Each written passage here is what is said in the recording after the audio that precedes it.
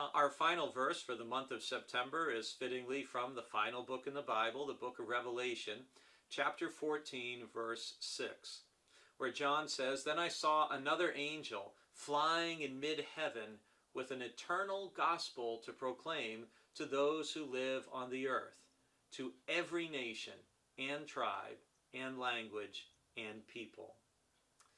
Again, in the final book of the Bible, we see the universality of the good news of the gospel, that it's not intended just for Israel, it's not intended just for the Jews, but it's intended to everyone who lives on the earth, every nation, tribe, language, and people. And that can only happen if those of us who have heard the good news share it with others. And while we can't personally go to every nation on the earth, this is why we support the World Mission Offering, because we have American Baptist missionaries and we have partners, mission and ministry partners, in dozens and dozens and dozens of countries around the globe doing the work of the kingdom who we can support with our financial giving. It's also, I think, critically important in the time in which we're living when it seems like increasingly people's focus is narrowing to people who are like themselves or to just their own country, to remember that as Christians we are part of a global family that knows no boundaries, knows no borders.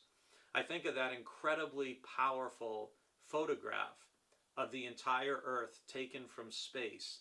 And when you see the earth from the perspective of space, you can't see any nations, you can't see any national borders. All you see is one planet. And God's love is for that whole planet and for everybody who's on it. And we are called to have the same perspective that God has. And so, as we come to the end of the month of September, I thank you for being part of these daily Bible video reflections. And I hope as we've done this for 7 months now, March, April, May, June, July, August, September, yeah, that's 7 months of daily Bible readings. I pray that it's helped to deepen your love for God and your understanding of God and your love for other people. And I hope you'll stay with me in October as we move into a new phase. Reading the Bible and being in the Scriptures is an important way to grow and develop our faith. And another way is praying. And in the month of October, I'm going to be sharing with you a different prayer every day of the month. And if you're someone who's not comfortable praying out loud or praying in a group, if your blood pressure would go through the roof if I asked you on Sunday morning, "Hey, why don't you come on up here and lead us in prayer?" then you want to join me in October.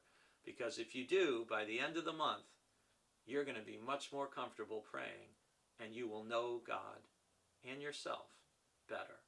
I'll see you in October.